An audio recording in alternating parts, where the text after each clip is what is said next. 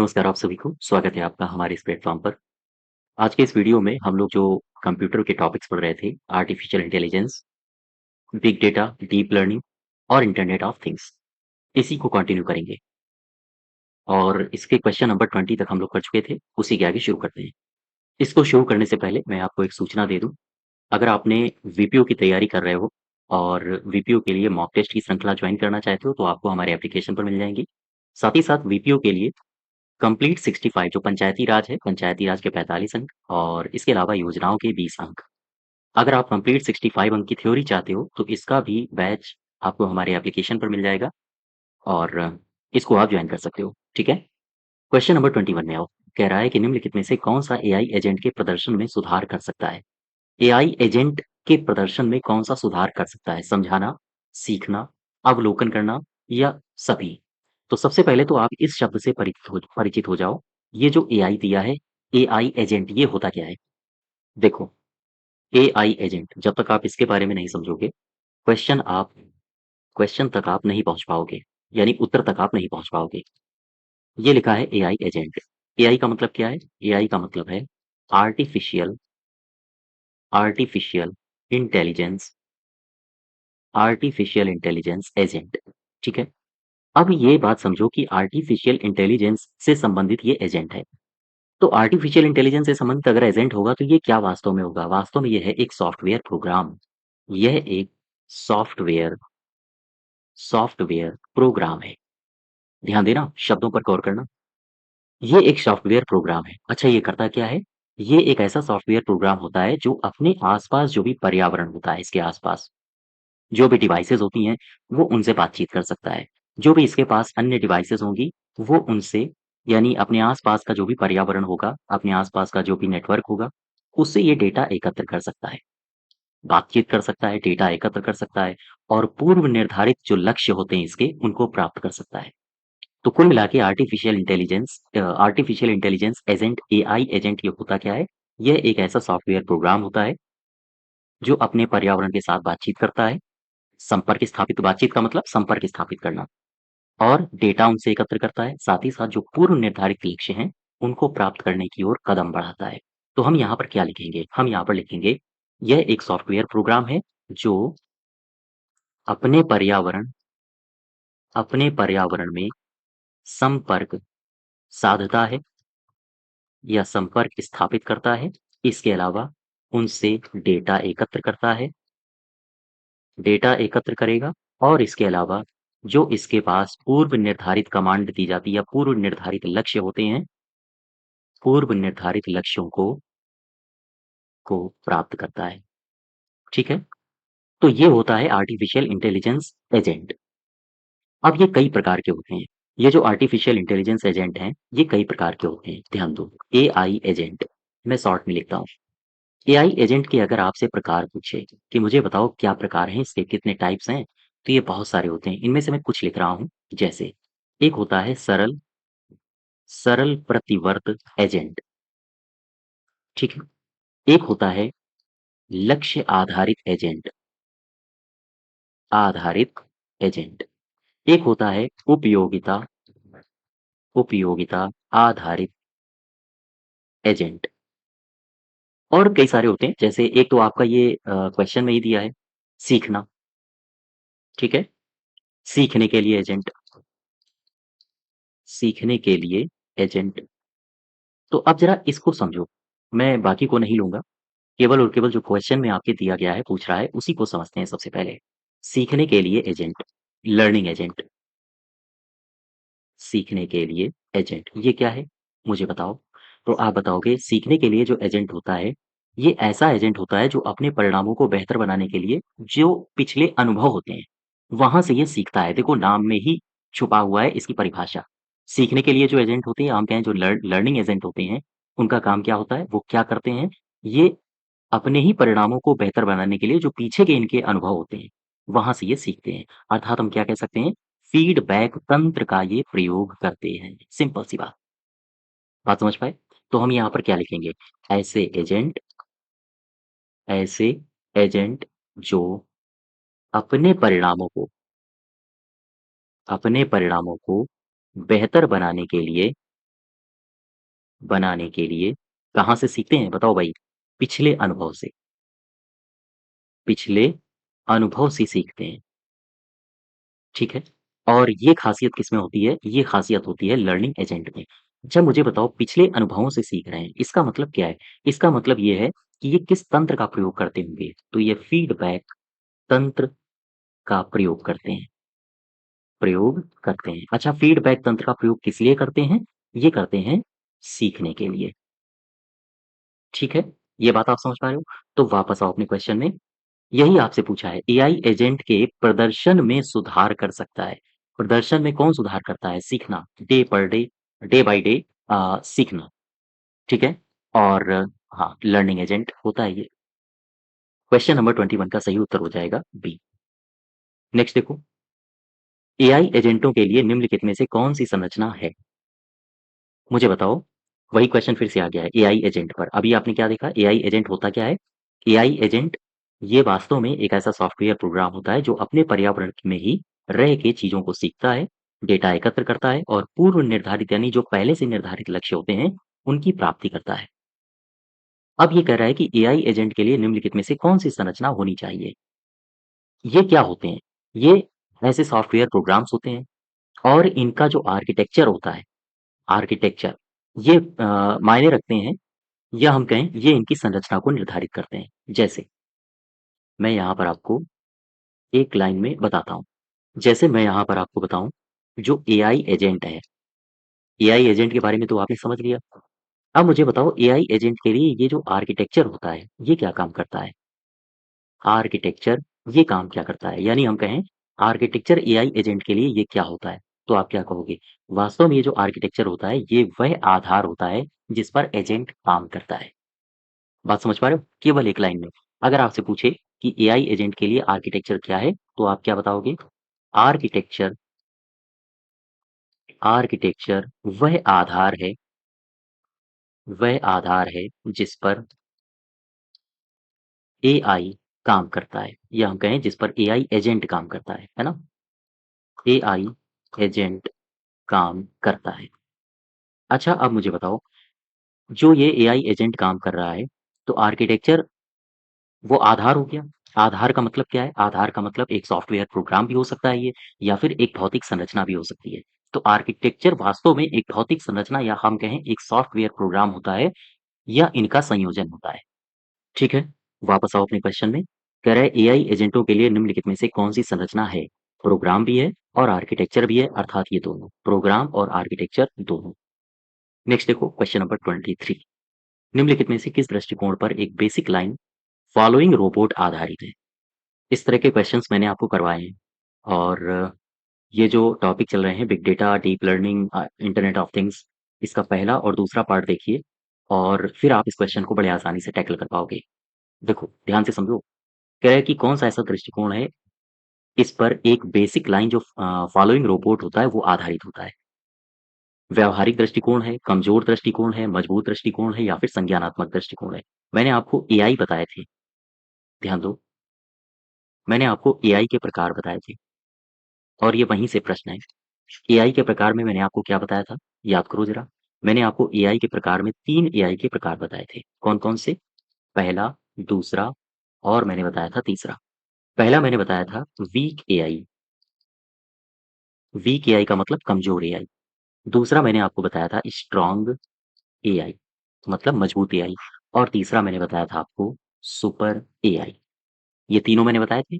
अब ज़रा weak AI के बारे में समझो, मैंने क्या बताया था? याद करो पहले लेक्चर में। मैंने पहले जो आपको ये टॉपिक कराया था, पहले वीडियो मैंने बताया था कि वीक एआई वो एआई होता है जिसके पास सोचने, समझने की सीमित क्षमता होती है, सीमित क्षमता हो, उसे क्या कहेंगे? Weak AI.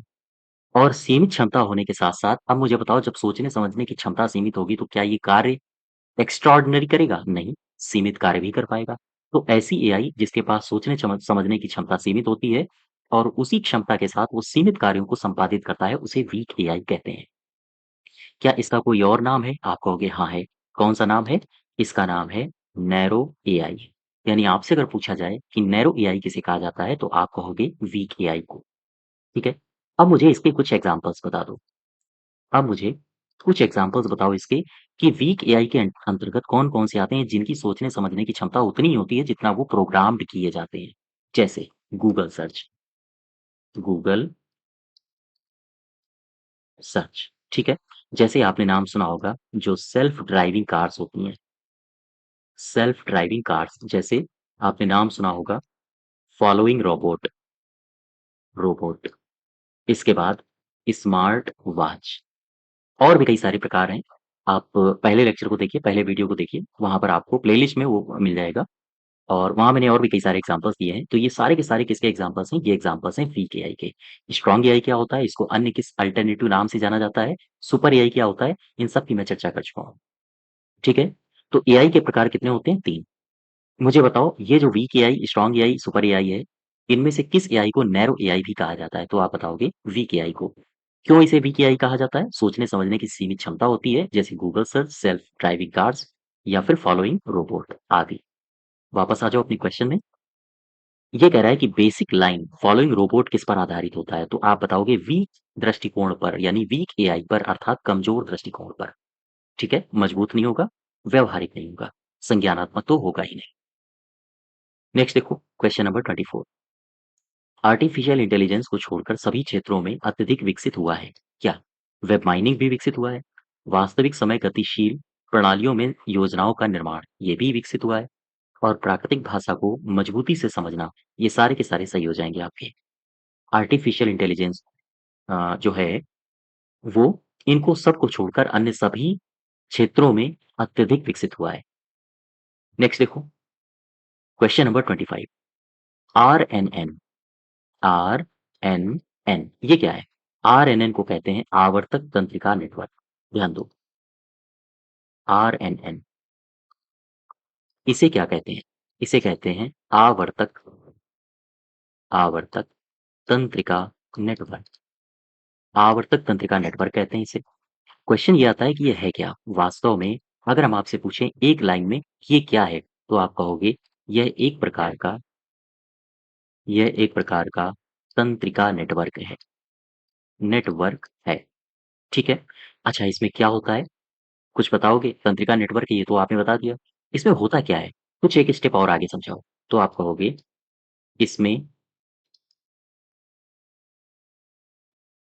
इसमें देखो आवर्तक है, नाम से ही समझ में आ रहा होगा।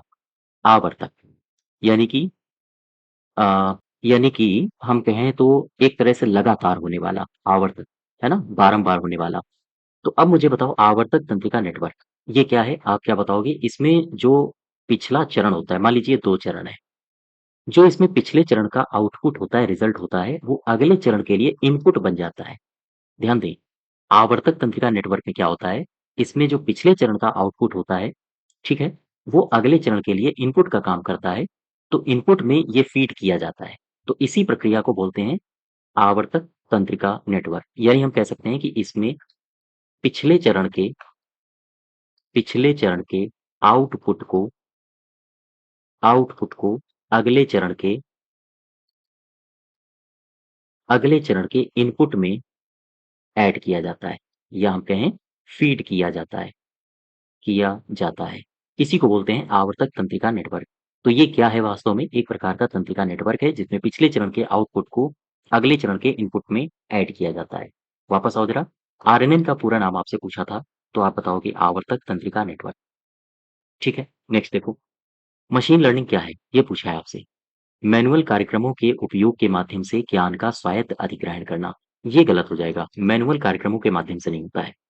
नेक्स्ट देखो, मैनुअल प्रोग्राम के उपयोग के माध्यम से ज्ञान का चयनात्मक अधिग्रहण करना, ये भी गलत हो जाएगा। तीसरे में देखो, तीसरा कह रहा है कि कंप्यूटर प्रोग्राम के उपयोग के माध्यम से ज्ञान का स्वायत्त अधिग्रहण करना, ये सही होगा। कंप्यूटर प्रोग्राम के माध्यम से या हम कहें कंप्यूटर प्रोग्राम के उपयोग के माध्यम से ज्ञान का स्वायत्त अधिग्रहण करना, यही है मशीन लर्निंग। मशीन लर्निंग का मतलब क्या है? मशीन अपने आप सीखती है। किसके माध्यम से?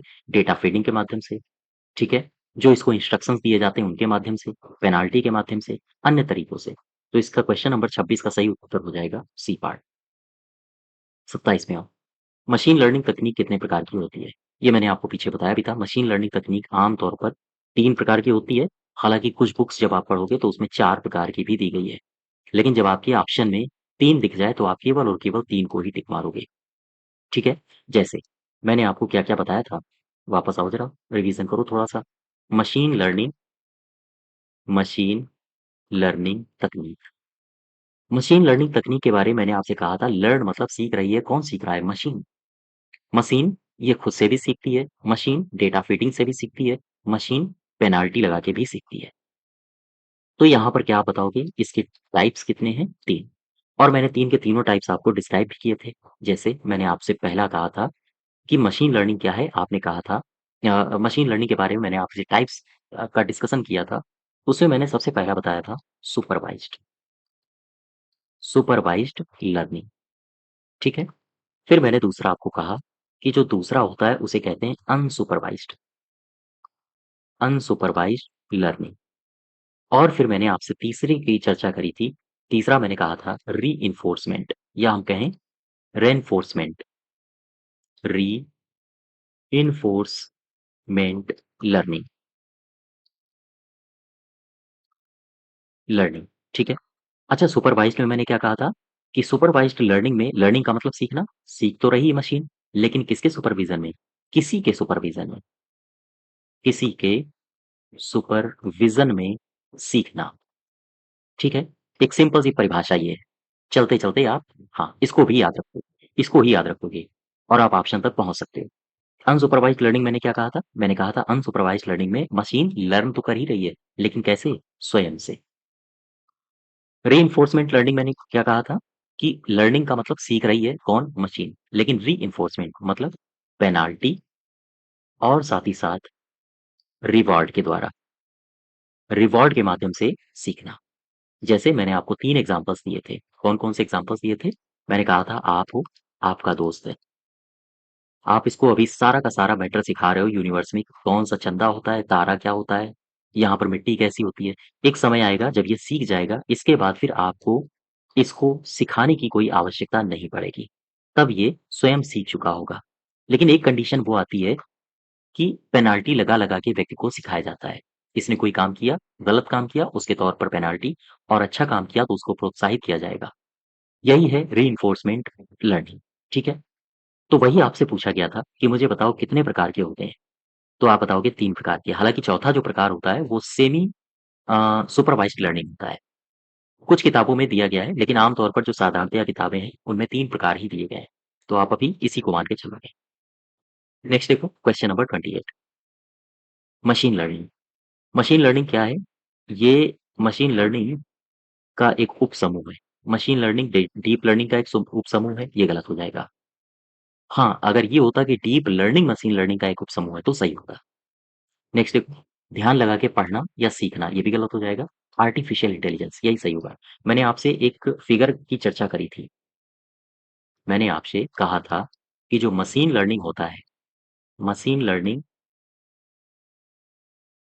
ये आर्टिफिशियल इंटेलिजेंस यानी कि एआई का उपसमूह होता है, उपसमूह होता है।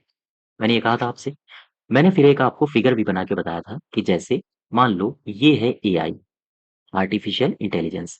फिर मैंने आपसे कहा कि अब मानो ये है आपका मशीन लर्निंग, मशीन लर्निंग। इसके अंतर्गत उपसमूह आ गया, एआई के अंतर्गत ये है।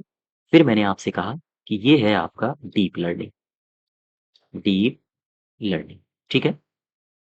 तो ये मशीन लर्निंग हो या डीप लर्निंग हो, ये किसके घटक हैं? आप बताओगे एआई के घटक हैं, ठीक है? वापस आओ ज़रा क्वेश्चन में।